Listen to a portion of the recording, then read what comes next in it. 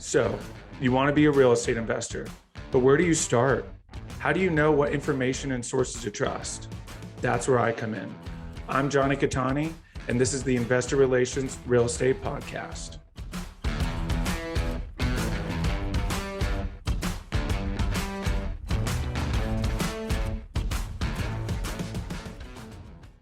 Hey guys, real quick, before we start, go to investwithcattani.com and download my free ebook, Is Commercial Real Estate Recession Proof?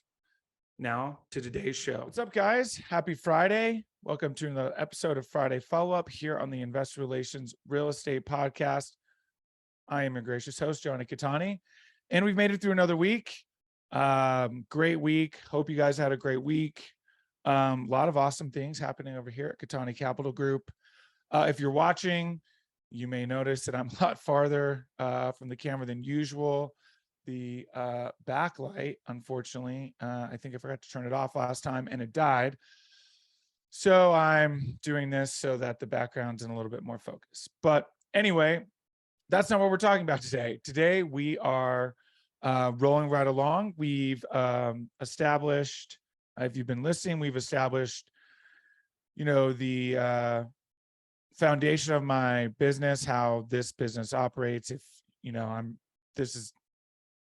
I'm not reinventing a wheel here. I'm, like I said, basically going off the foundation of, my mentors and those who've come before me.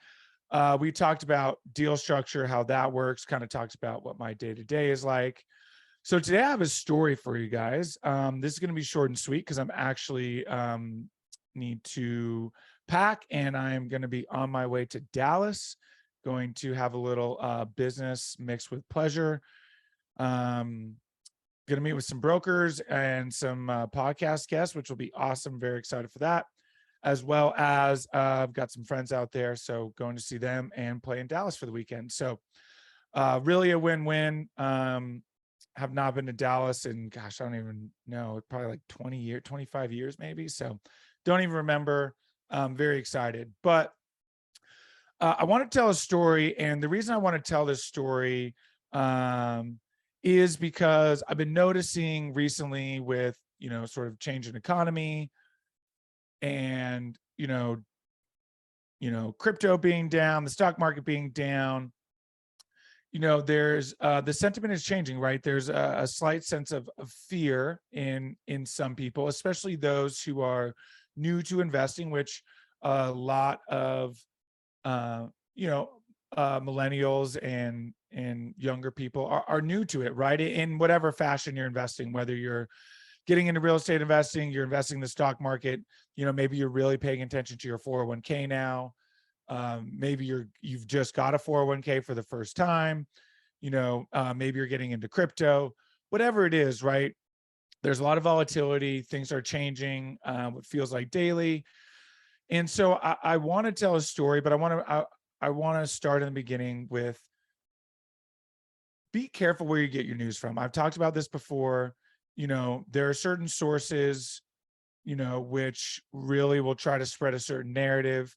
And don't get me wrong, I'm not saying you shouldn't use mainstream media. I prefer not to, although I do read the Wall Street Journal every morning, which of course is mainstream, but I take with usually with a whole shaker of salt typically. But there's a lot of good factual things in there, right? And it's important to be able to discern fact from fiction, fact from storytelling. And that just takes time, right? So just to kind of touch on some of the good sources, I want to, mention, you have Yardi Matrix. That's a really good one. They do annual reports, monthly reports, quarterly reports. And my favorite is Marks and Millichap. Also the same thing. Now, these are both going to be related to commercial real estate or real estate in general. But there are other sources out there for other information, whether you're trading, whatever it is you're trading, right? So without further ado, I want to tell a story. And the story is about me and in my first real estate investment. And So as most of you know, I started really paying attention to and diving into real estate investing like 6 years ago. So I was 26, started listening to books or listening to books. Yes, actually listening to books, listening to podcasts, reading books, going to my local RIA, which is just basically a real estate investing association, basically just a meetup, right? A collection. And every city or state typically has one. Some have multiple. And, I started getting into it, and I knew I wanted to be a real estate investor, but I didn't know what I wanted to invest in. And, started to, build up a savings. I was a stockbroker and started to make some good investments. The market was growing, but I had no idea what I wanted to do. And, as my money grew, income grew, I got into sales for a while. I was scared. I was 100% scared because I didn't really know what I was doing. I was still kind of in a phase of life where I didn't really seek help the way that I should have, like I do now. And because of that, I did what I knew. I stayed in the stock market. And if you've read my blog, I've also talked about it here on the podcast. I got crushed in this last downturn. I stayed in a little too long, as I think a lot of people can relate to. And, listen, if you're in it for long term and there's a downturn, you can typically weather the storm. My scenario was different because I actually did need to liquidate to free up some funds for my business. And, now looking back in hindsight, the investments that I made, while I still have a gain in the account and ultimately will be okay, had I invested in real estate, especially even in the last 3 years when I was really honing in on becoming an investor, my gains would be exponential. And there wouldn't have been a dip. A lot of deals have gone full cycle. Talking about real estate deals, a lot of deals have gone full cycle. 2x, 3x, there would have been cash flow. And so, of course, we can't go back. I'm not going to play the shoulda, woulda, coulda game. But the reason that I tell this story is because what I'm noticing and hearing a lot amongst my network, those who aren't in the real estate world, is a little bit of fear. And that's okay, right? These are uncertain times. Obviously interest rates are going to go up again. We're not sure. It could be another 75 basis points, which really could have a big effect. And, inflation is high. And I know a lot of people want to sit on the sidelines and wait, and that's okay. But you need to be careful because,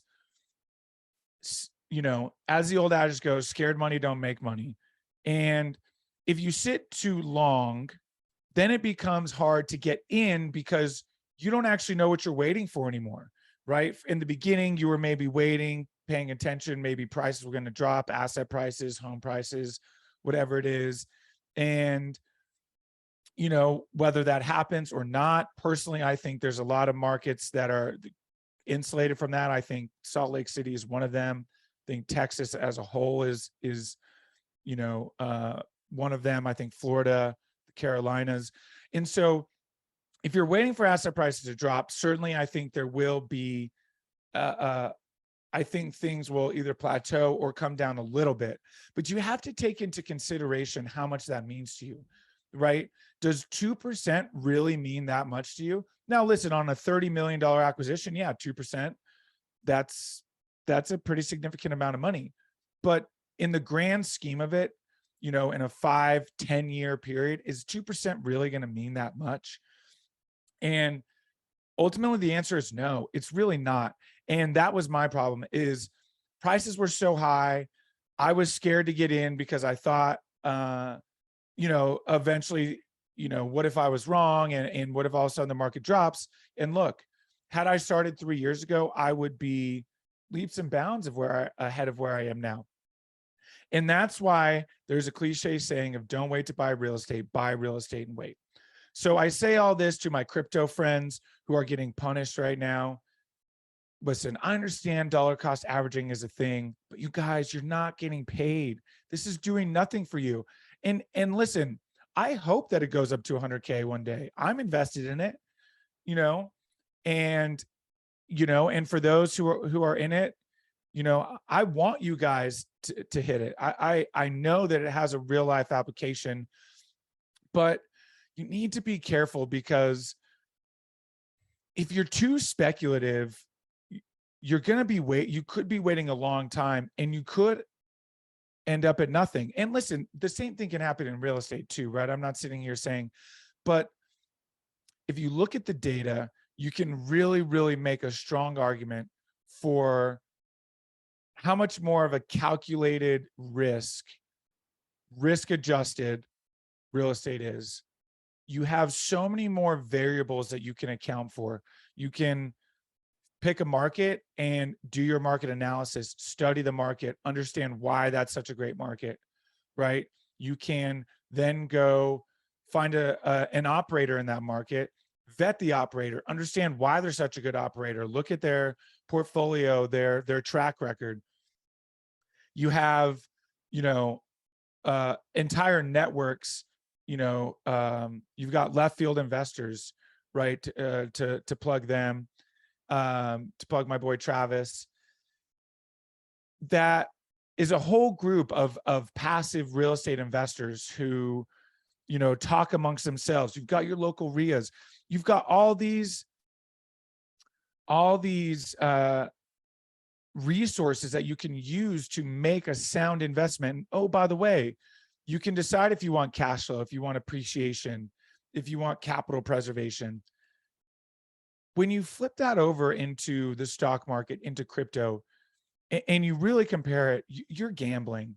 And sure, there's charts you can look at, and you can look at trends and all these different things. But in the end, you're truly gambling.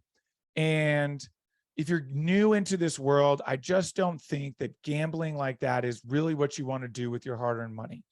Now, as that money potentially grows and you have money to lose, I think speculation is good, right? Because you can, in crypto, you can, find a coin that's up and coming, and boom, it takes off. Or, maybe a small cap company in the stock market that takes off, right? But if you're constantly checking your stock account, your crypto account, and constantly worrying, I think that you're in the wrong place. And I'm not an advisor. I'm not a financial advisor. This is not advice. This is just from personal experience, because if you don't have the money to lose and you're gambling, you're going to lose. It's going to happen, right? Because there's just too many variables, too many things out of our control when you get into these speculative investments. And I just think that on a risk adjusted basis, when you look at real estate compared to these, you have a much better opportunity to pick a great investment that's going to grow over time. And listen, this is not a get rich quick scheme. It's a get rich slow scheme. But what I see too many people doing is, too many people, especially in my generation, we're in the generation of now, we don't have patience. You're trying to get rich. If you're trying to get rich, you're going to end up brokenhearted more often than not. But if you want to be wealthy, there's a difference between rich and wealth. Rich can be taken away from you. Wealth cannot. I compare it like this. Rich is having a salary of $1 million a year. You lose your job, you no longer have $1 million a year. Wealth is you're worth $1 million. Let's say you have $1 million in assets, you lose your job, you're still worth $1 million, right? Because you have your assets and your net worth. So what I tell people is, are you trying to get rich, or do you want to be wealthy? You want to be wealthy, follow those who have come before you. And there's a reason that 90% of millionaires were made that way through real estate. So I'll leave you with that. With that, have a great, great holiday weekend. Thank you guys so much for listening. Don't forget to like, subscribe, please rate and review the pod. It helps a ton. We're going to keep going, guys. and rolling right along. This economy should not scare you. It's come full circle. Thank you again for listening. Have a great weekend. Be safe, stay cool, and we'll talk next week. See you guys. Hey guys, thank you so much for watching today's episode. I hope you really enjoyed it. Listen, I know it's cliche and you hear it all the time, but please don't forget to like and subscribe to the channel so you know when the next video is coming out. Even though this is technically a daily podcast, you know it's coming out the next day. We have a ton of content coming your way. So please like and subscribe. It helps a ton. Leave comments. Would love to know what you guys think. And we will see you on the next one. Thanks so much.